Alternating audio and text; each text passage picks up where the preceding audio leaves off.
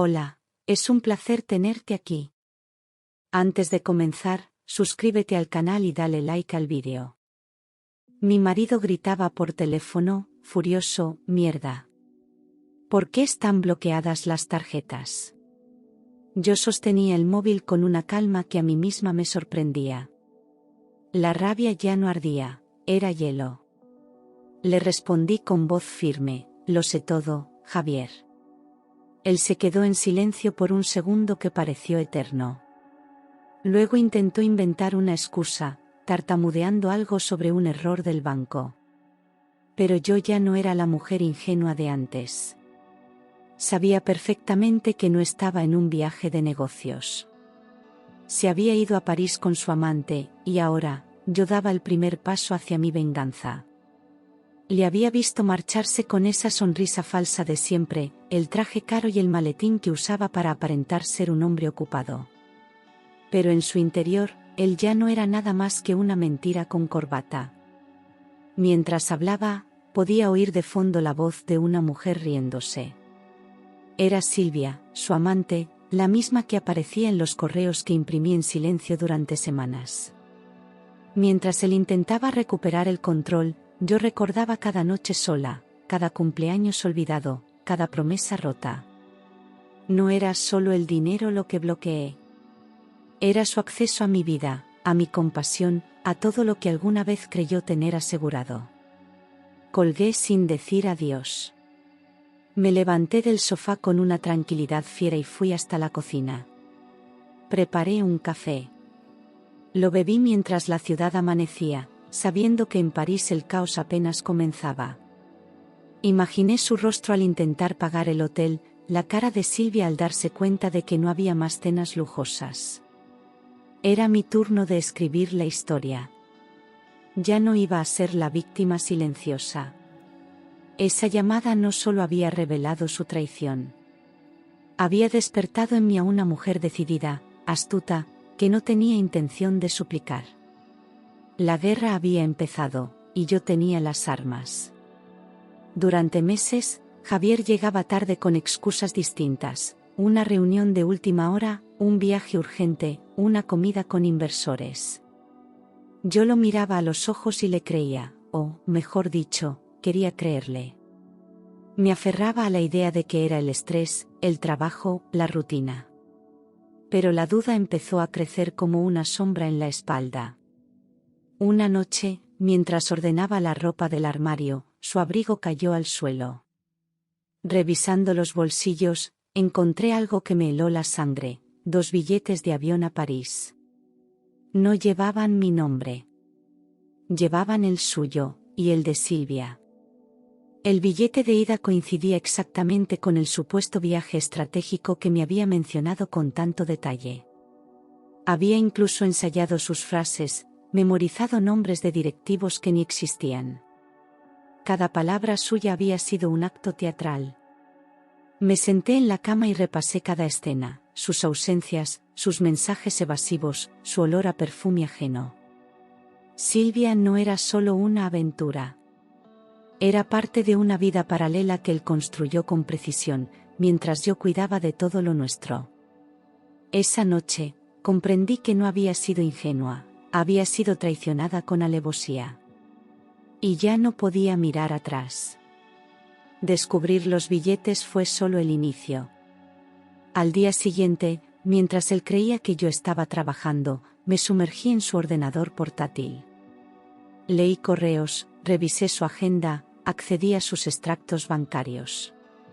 Encontré reservas de hoteles en Roma, cenas en restaurantes caros, flores enviadas a distintas direcciones. Silvia era la actual, pero había otras. Mujeres distintas, historias parecidas. Él vivía una doble vida financiada por mis esfuerzos, mis horas extra, mis renuncias. Cada clic era una puñalada, pero también una chispa. Yo no iba a destruirlo con gritos. Lo haría con pruebas. Guardé capturas, imprimí documentos, organicé carpetas. No lloré. Mis lágrimas se habían secado con cada mentira que me había tragado en silencio. Sentí que algo dentro de mí se endurecía. Ya no era tristeza. Era estrategia. No le confronté. No le pregunté nada. Lo besé al llegar, le preparé la cena, fingí normalidad. Porque entendí que la mejor forma de herir a un hombre que vive de apariencias es mostrarle que ya no controla el guión. Él creía que todo seguía bajo su dominio. Pero yo ya estaba escribiendo el acto final, y él no era el protagonista. Elegí esperar. Le ayudé a hacer la maleta, le di su abrigo, le llevé al aeropuerto. Me despedí con un beso en la mejilla, el mismo que él daba a sus amantes. Mientras caminaba hacia el control de seguridad, giró la cabeza para saludarme. Les sonreí. Y esa fue la última vez que lo miré con esa cara. Volví al coche en silencio, con los dedos tensos. En cuanto llegué a casa, llamé al banco. Di las instrucciones claras: bloquear todas las tarjetas conjuntas, restringir accesos, congelar movimientos. Nadie preguntó nada. Era mi cuenta también. Y él, ya no tenía poder. Esa tarde, abrí una botella de vino.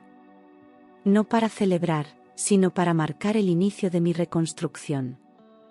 La casa estaba silenciosa, los niños dormían y yo sentía una calma distinta. Él, probablemente, brindaba en el avión, ajeno a lo que le esperaba.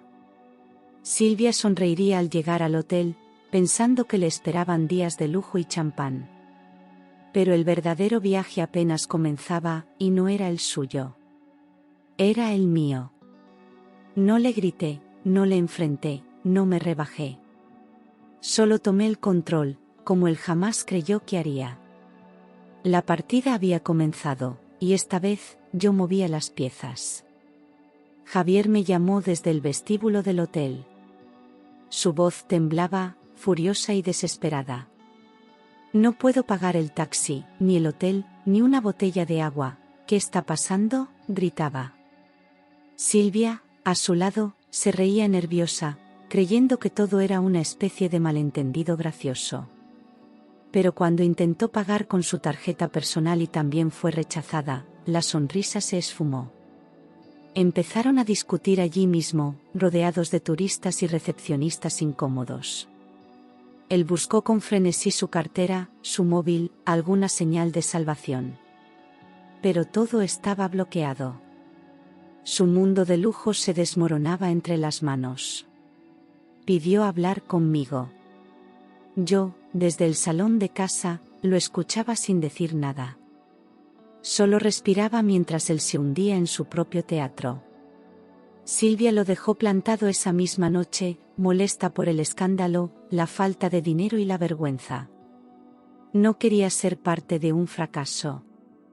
Javier se quedó solo en París, sin recursos, sin aliados, con la humillación a cuestas. Intentó contactar a amigos, a compañeros del trabajo, pero todos estaban ocupados o no respondían. Por primera vez, su ego se encontró con la realidad. Y esa noche, durmió en el banco de una estación, sin nombre ni dignidad. Cuando me llamó por 10ª vez, no contesté. Le dejé sufrir el silencio, ese mismo que tantas veces él me regaló con sus ausencias. Después, le escribí un solo mensaje: lo sé todo. Y he tomado una decisión. A tu regreso, hablaremos. Nada más. No había insultos, ni llantos, ni reclamos. Solo una sentencia fría. Él insistió, me escribió por todas partes, me rogó como un niño perdido. Pero yo ya no era la mujer que lloraba frente al horno mientras él no llegaba. Yo estaba en otro plano, observando su caída con una serenidad feroz. El aeropuerto fue el escenario de su segunda derrota. Silvia lo abandonó entre gritos, delante de todos. Él intentó explicarse, pero ya no tenía argumentos, ni encanto, ni tarjetas. Regresó a Madrid con la misma ropa que llevaba al salir, sucia, arrugada, con olor a fracaso. En casa, reinaba un silencio diferente. No de miedo, sino de espera. Yo sabía que vendría a buscarme. Y cuando lo hiciera, yo estaría lista, no para perdonarle, sino para abrirle los ojos con el filo de cada verdad. Esta vez, las reglas del juego ya no eran suyas. Eran mías. 3 días después, a las 7 de la mañana, escuché golpes en la puerta. No me sorprendí. Me levanté con calma, fui hasta la ventana y lo vi. Javier, despeinado, con la barba crecida, la mirada hundida. Quiso hablar, pero no dije nada. Solo lancé por la ventana un sobre blanco. Dentro, una citación judicial y una copia de todas las pruebas que había recopilado, correos, fotos, facturas. Él las reconoció una por una. Su rostro se desfiguró entre la rabia y la vergüenza. No esperaba esa jugada. Esperaba una discusión, un llanto, una súplica. Pero yo ya no jugaba su juego. No abrió el sobre allí mismo. Se quedó mirándolo, como si pesara 1000 kilos. Yo cerré la ventana sin despedirme. Lo vi marcharse con pasos torpes, cabizbajo, derrotado. Él había construido su imperio de mentiras con tanto detalle, y ahora veía cómo se derrumbaba sin que yo levantara la voz. Esa misma mañana, llamé a mi abogado. El proceso de divorcio ya estaba en marcha, y no pensaba detenerlo. No por venganza, sino por respeto propio. Porque a veces, el mayor castigo no es el odio, es la indiferencia. Y él, ya no tenía lugar en mi vida. Entré en el despacho con la cabeza alta y el corazón firme. Mi abogado, un hombre meticuloso y directo, repasó cada documento que le entregué con una sonrisa apenas visible. Tiene pruebas sólidas, podemos solicitar una indemnización considerable por daños emocionales y patrimoniales, dijo sin titubeos. Le hablé de los años de mentiras, de las noches en vela, del desgaste. Él tomó nota de todo, calculando cada detalle con precisión quirúrgica. Días después, Javier recibió la notificación oficial. Quiso pedirme que habláramos en privado, como si aún pudiera manipularme. Pero ya no tenía poder sobre mí. Ni siquiera su voz me conmovía. Intentó justificar lo injustificable. Fue un error, un momento de debilidad, una aventura sin importancia, repetía como si eso borrara los años de engaño. Yo lo observaba sin rabia, como se mira a alguien que ya no significa nada. Le respondí que no necesitaba explicaciones, solo quería justicia. Él bajó la mirada, comprendiendo que no había marcha atrás.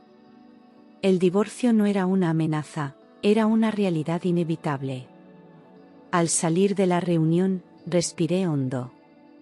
Ya no era su esposa, ni su sombra, ni su salvavidas. Era una mujer que había recuperado su voz. Y esta vez, no la iba a silenciar. Cuando mis hijos se enteraron, el dolor fue profundo y seco. No hubo gritos, solo lágrimas silenciosas. Siempre habían visto a su padre como un pilar, como el ejemplo de lo que debía ser un hombre. Descubrir que todo era mentira les rompió por dentro. Intentaron entender, buscar una razón que justificara lo injustificable, pero no la encontraron. Javier quiso acercarse a ellos, pero ya no había respeto en sus ojos. Le escuchaban sin emoción, como si sus palabras no tuvieran peso. La herida estaba abierta, y él no tenía el valor para cerrarla. Los abracé con fuerza y les prometí que todo cambiaría. Les dije que no era culpa suya, que no habían hecho nada mal. Que a veces, los adultos se rompen por dentro y arrastran a los demás en su caída. Pero que yo no iba a permitir que eso los destruyera. Empezamos a hablar más, a cenar juntos, a reconstruir el hogar desde los escombros. Cada gesto, cada sonrisa recuperada, era una victoria silenciosa. Ya no vivíamos esperando que él regresara. Vivíamos para nosotros, por nosotros. Y aunque el dolor seguía allí, al menos ahora tenía nombre, y nosotros, teníamos fuerza. Pensé que ya lo había visto todo, pero me equivocaba. Un día, revisando los extractos de la empresa familiar, noté movimientos sospechosos. Cenas carísimas en Nueva York, vuelos a Lisboa, regalos de lujo. Nada de eso correspondía a gastos laborales. Tiré del hilo con ayuda de mi contable y descubrí la verdad. Javier había estado usando la empresa como su cuenta personal.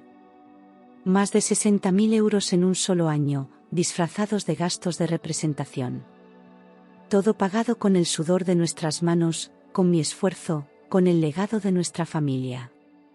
La traición ya no era solo sentimental. Era criminal.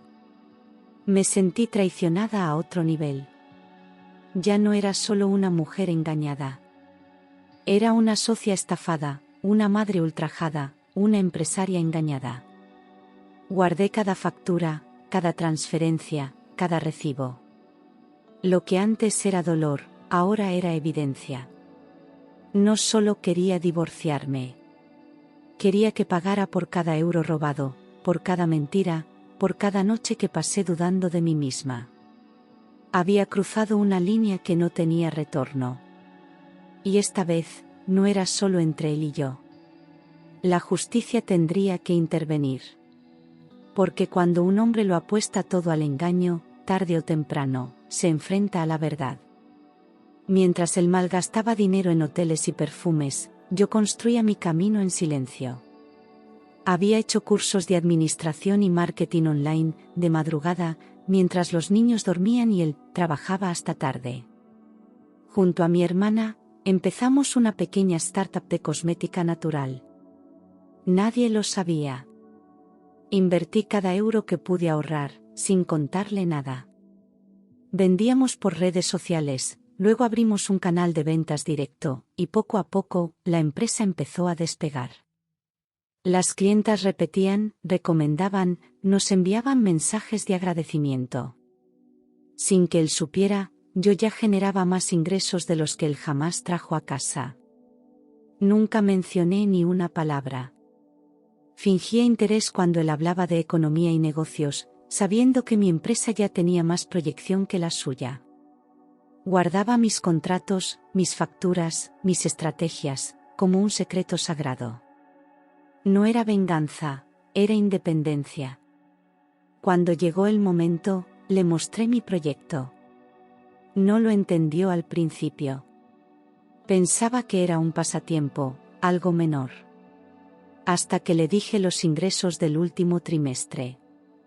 Su cara palideció. Por primera vez, vio que yo no solo había sobrevivido sin él, había prosperado. Y eso, para alguien como Javier, era la peor derrota. Pedí una reunión formal con el dueño de la empresa donde Javier trabajaba. Fui elegante, serena, con un dossier bajo el brazo que podía incendiar un edificio.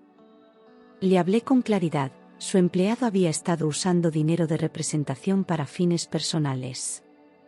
Mostré los documentos, los extractos, los correos. Al principio, el jefe se mostró escéptico, casi molesto. Pero a medida que avanzaba página tras página, su rostro fue cambiando. Mandó llamar a contabilidad, y al cabo de una hora, ya no quedaban dudas. Javier había estado robando. Con elegancia, pero robando. Esa misma tarde, fue despedido. Cuando salió del edificio, yo estaba sentada en un banco cercano, mirando mi móvil. Me vio. No dijo nada. No hizo falta. Su rostro lo decía todo, rabia, vergüenza, derrota. La misma boca que gritaba órdenes en casa ahora estaba sellada.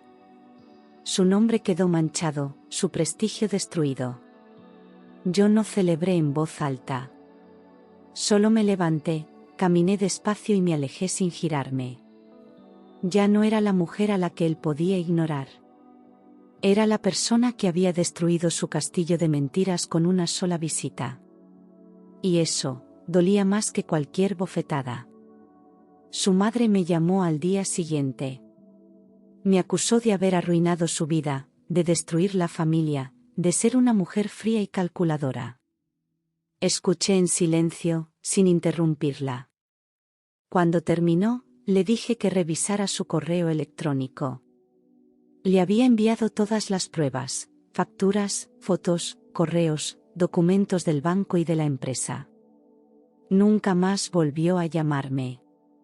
Su silencio fue la única respuesta que necesitaba. La mujer que me culpaba de todo ahora se enfrentaba a la verdad que nunca quiso ver. La verdad que yo había soportado en silencio durante años. Su hermano, en cambio, me escribió una carta larga. Me pidió perdón. Dijo que siempre sospechó que Javier no era tan ejemplar como aparentaba. Me agradeció por cuidar de los niños y por haber aguantado tanto. Le respondí con cortesía. No necesitaba su perdón, pero lo valoraba. Le dije que no guardaba rencor, solo experiencia. Porque cuando el mundo se cae, uno aprende quién está realmente a tu lado. Y ellos habían estado mirando hacia otro lado durante demasiado tiempo. El juicio fue frío, casi quirúrgico. Mi abogado expuso cada prueba con precisión, mi aportación económica al hogar, mis ingresos demostrables, los movimientos irregulares de Javier. Él llegó con un traje prestado, la mirada vacía y una abogada que parecía más perdida que él. Intentó ocultar propiedades, cuentas a su nombre, incluso un coche comprado a través de un testaferro. Pero llegamos preparados. Teníamos testigos, documentos notariales y hasta un informe de peritos. El juez no dudó, la casa era mía, el coche también, y debía pagarme una indemnización de 30.000 euros. El silencio que siguió a la sentencia fue brutal. Javier no dijo ni una palabra al salir de la sala. Caminaba como un hombre que acababa de perderlo todo. No me miró. No intentó hablar. Sabía que cualquier gesto sería inútil. Yo, en cambio, no celebré ni me derrumbé. Solo respiré hondo y me abrí paso entre los pasillos del juzgado como quien deja atrás una prisión. Había pasado años encerrada en una relación basada en mentiras, pero ahora, por fin tenía las llaves de mi libertad. No fue una victoria ruidosa. Fue una declaración de dignidad. Y eso, para mí, valía más que todo el dinero del mundo. A las 2 semanas del juicio, encontré las ventanas de mi coche destrozadas. No había señales de robo. Solo rabia. Al día siguiente, recibí una denuncia anónima por evasión fiscal. Intentaban hacerme daño desde la sombra. Pero la policía y mi asesor legal actuaron rápido. Revisaron cámaras, registros, llamadas. Todo apuntaba a Javier. Era torpe, impulsivo, incapaz de aceptar su caída. Me cité con él en presencia de mi abogado y le di una advertencia clara: si vuelves a cruzar esa línea, te denuncio por acoso y por intento de difamación. No respondió. Bajó la cabeza. Y desapareció. Durante semanas no supe nada de él.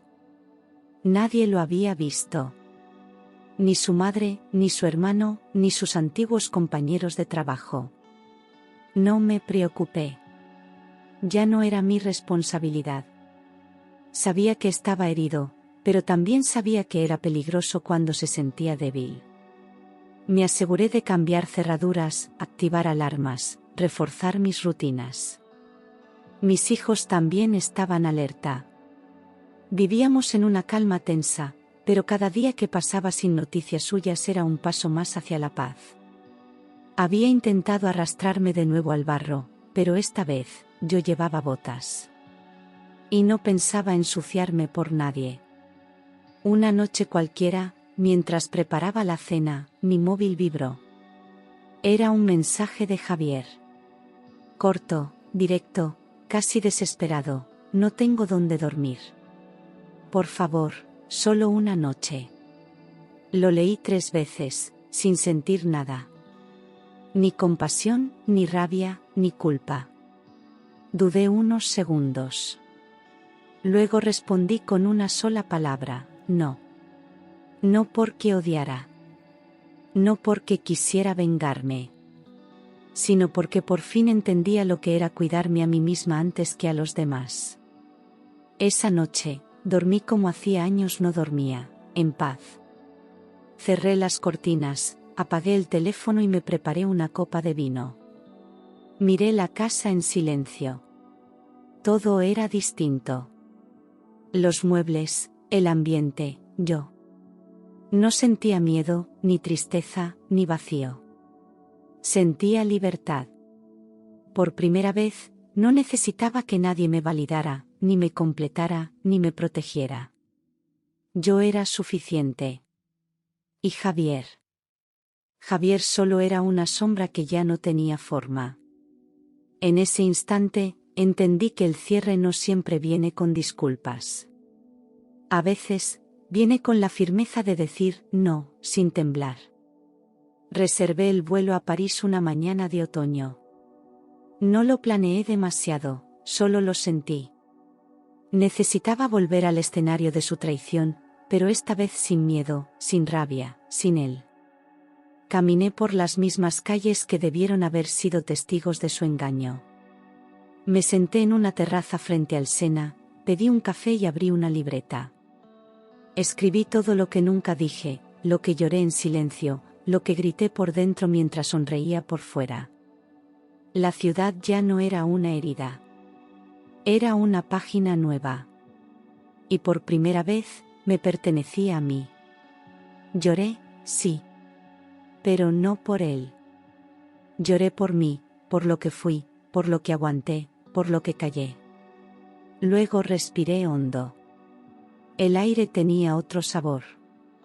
Me levanté, caminé sin rumbo, entré en librerías, en tiendas pequeñas, me compré un vestido que jamás me habría permitido antes. París no era ya su escondite romántico, era mi santuario. El lugar donde enterré el pasado y abracé mi presente.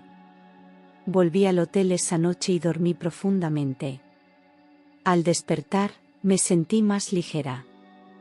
Ya no dolía. Solo quedaba la cicatriz, y la mujer que aprendió a caminar sola. Al regresar a Madrid, lo primero que hice fue reunirme con mi hermana. Nuestra empresa de cosmética natural iba en ascenso. Decidimos dar el gran paso, abrir nuestra primera tienda física. El local era pequeño, luminoso, con paredes blancas y estanterías de madera. Diseñamos cada rincón con amor y estrategia.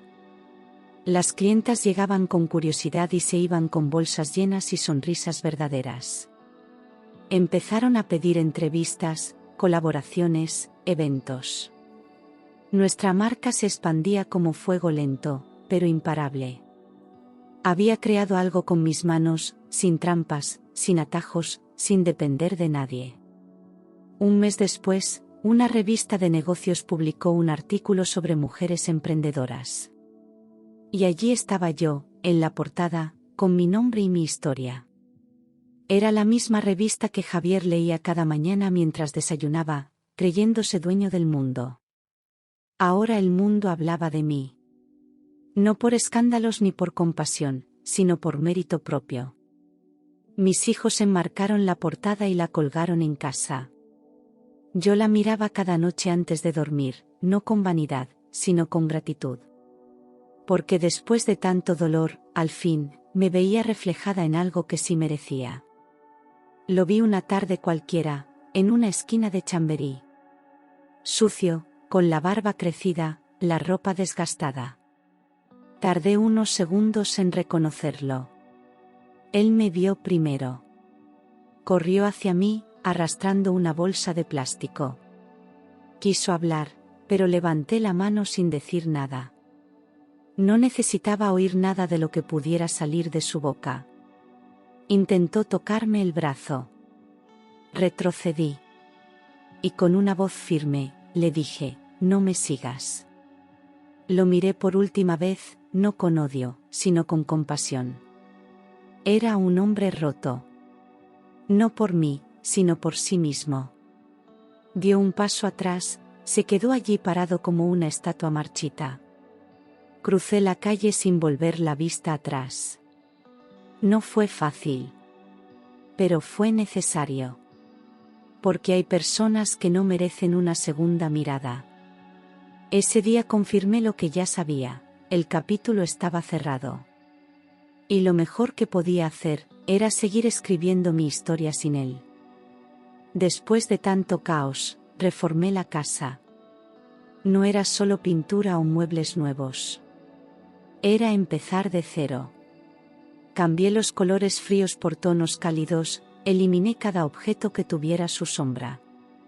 Compré un sofá cómodo, colgué cuadros que me inspiraban y por primera vez, sentí que ese espacio era mío. Mis hijos también lo notaron. Reíamos más, cocinábamos juntos, jugábamos a juegos de mesa en las noches sin televisión. La casa ya no era un lugar de espera ni de silencios tensos. Era un refugio. Un hogar reconstruido con amor verdadero. Los días pasaban con una paz que nunca había conocido.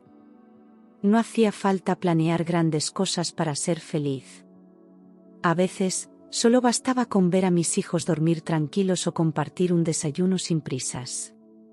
Cada rincón de la casa reflejaba mi nueva vida, libre, limpia, real. Incluso el perro parecía más feliz. La ausencia de Javier no se notaba como un hueco, sino como un alivio.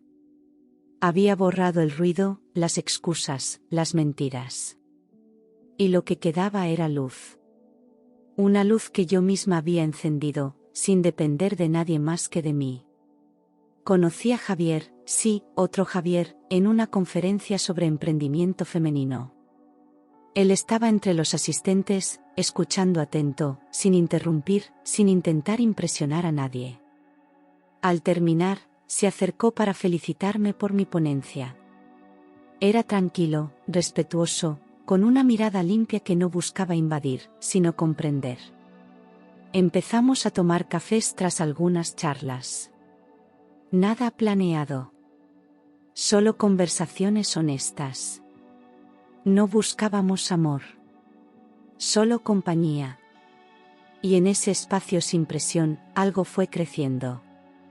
Durante semanas no le hablé de mi pasado. No porque lo ocultara, sino porque ya no era lo que definía mi presente. Cuando finalmente se lo conté, me miró en silencio, y solo dijo, «Te admiro». No por lo que pasaste. Por cómo saliste. No intentó salvarme. No prometió nada. Simplemente se quedó. Me escuchó. Me vio. Me aceptó. Y eso, para mí, fue más poderoso que cualquier gesto grandioso. Por primera vez, alguien me miraba sin juzgarme, sin esperar que me rompiera. Y yo, sentí que tal vez, solo tal vez, el amor aún era posible. Salíamos de un evento cuando lo escuché. Mi nombre, gritado con rabia, desde la acera opuesta. Era él. Mi exmarido. Borracho, descompuesto, con los ojos inyectados. Javier intentó protegerme, pero antes de que pudiera reaccionar, el otro ya lo había insultado. Dijo que le había robado todo, que yo era suya, que siempre lo sería. Intentó pegarle. Pero un agente de policía, que patrullaba por la zona, intervino antes de que la situación se saliera de control. Lo esposaron delante de todos. Y aún así, no dejaba de gritar mi nombre. Esa noche, mis manos temblaban mientras sostenía una taza de té. No era miedo. Era una mezcla de rabia, impotencia y cansancio. Javier me abrazó sin decir nada. No necesitaba palabras. Solo su calma. Me juró que no permitiría que me volviera a hacer daño. Y lo cumplió. Tomamos medidas legales, ampliamos la orden de alejamiento. Él quedó registrado como una amenaza. Por fin, el sistema empezaba a ponerse de mi lado. El pasado había intentado volver, pero esta vez, no tenía por dónde entrar. Un mes después del altercado, recibí una carta con remitente desconocido. La abrí con cautela, y al ver la caligrafía, supe que era de él. Desde una clínica de rehabilitación, me escribía para pedirme perdón. Decía que lo había perdido todo, que yo era lo mejor que le había pasado y que entendía, al fin, cuánto daño había causado. Leí la carta entera sin derramar una lágrima. No por frialdad, sino porque ya no quedaba nada que llorar. No contesté. Cerré el sobre y lo guardé, no por apego, sino como testimonio del cierre. No se trataba de venganza ni de orgullo.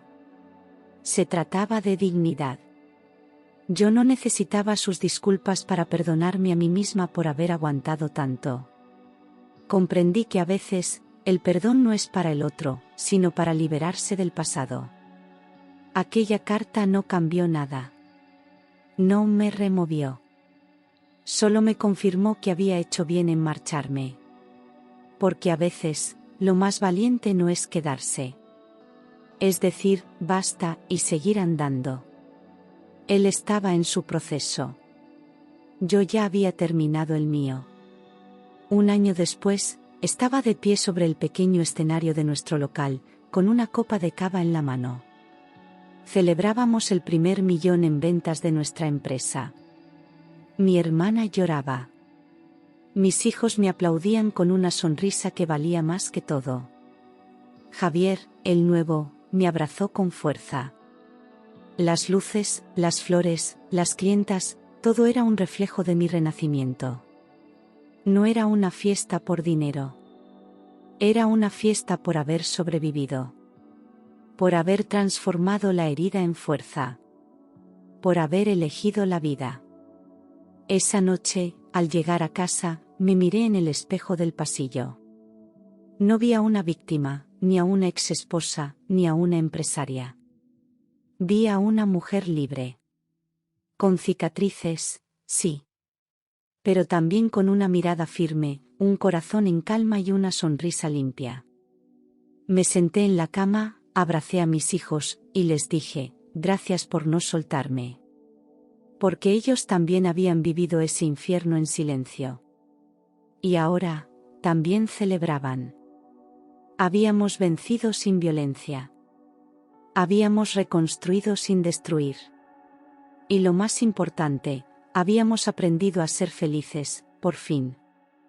Entré al banco con papeles en la mano y seguridad en los pasos. Iba a abrir una nueva cuenta empresarial. El director, un hombre mayor, me miró con sorpresa y me dijo, usted venía aquí con su marido, ¿verdad? Ha recorrido un largo camino. Sonreí sin decir nada. Le entregué los documentos y firmé los formularios con una tranquilidad poderosa. Esta vez no necesitaba aprobación, ni respaldo, ni autorización ajena. Era yo la que dirigía todo. La que tomaba decisiones. La que ya no pedía permiso para avanzar. Al salir del banco, me detuve un momento frente a la puerta de cristal. Vi mi reflejo. Era distinto. Más recto, más firme. Ya no caminaba como quien teme tropezar.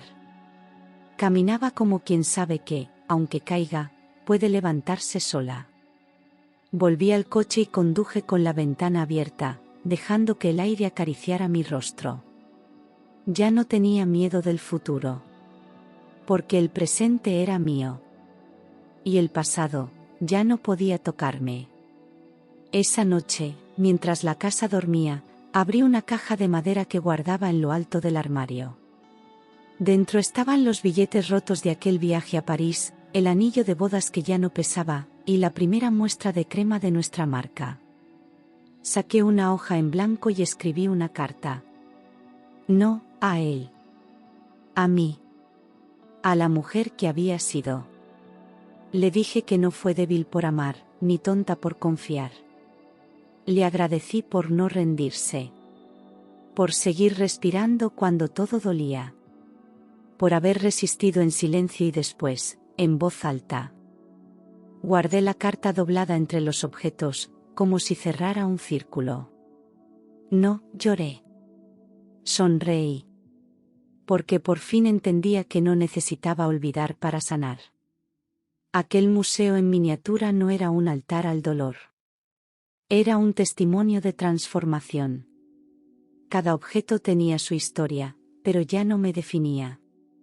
Yo era más que los recuerdos. Era la autora de lo que venía. Apagué la luz, cerré la caja y la dejé allí. No como un peso, sino como un símbolo. Porque para avanzar, a veces hay que recordar desde otro lugar. Una tarde, mientras preparábamos galletas, mi hija me miró con esos ojos serenos que solo los niños tienen y me preguntó, ¿cómo supiste qué hacer? Me quedé en silencio unos segundos. No era fácil explicar lo inexplicable.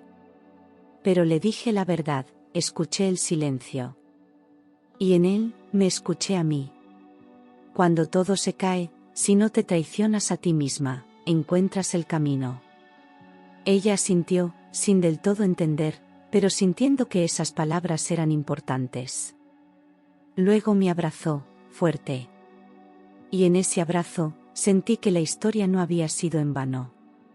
Porque al salvarme, también la estaba salvando a ella. Le estaba enseñando que se puede empezar de nuevo, que se puede caer y levantarse sin perderse. Que una mujer no tiene que conformarse, ni callar, ni pedir permiso para vivir. Le enseñaba con hechos, no con discursos. Que el amor empieza por una misma. Que hay guerras que no se eligen, pero sí se deciden. Y que el valor no siempre grita. A veces, susurra. Y ese susurro era ahora su herencia. La historia no terminaba conmigo. Empezaba en ella. Comprendí que el dolor no me destruyó. Me transformó. Que la traición no me rompió. Me reveló. Que París no fue solo el escenario de su mentira. Fue el lugar donde decidí empezar de nuevo. No fue la ciudad del amor con él, fue la ciudad del amor conmigo. Mientras él gritaba, mierda, yo susurré, gracias. Porque haberlo perdido, fue la única forma de encontrarme. Lo que parecía el final fue, en realidad, el principio de todo. Ya no necesitaba explicaciones, ni justicia, ni redención. Tenía paz. Tenía propósito. Tenía futuro. No me definía su abandono, sino mi renacimiento. Y aunque la herida existiera, ya no dolía. Era cicatriz. Y en cada línea de esa marca, había fuerza, historia, verdad. Me levanté, respiré hondo, y sonreí. Porque al final, no vencí por vengarme. Vencí, por elegir seguir viviendo.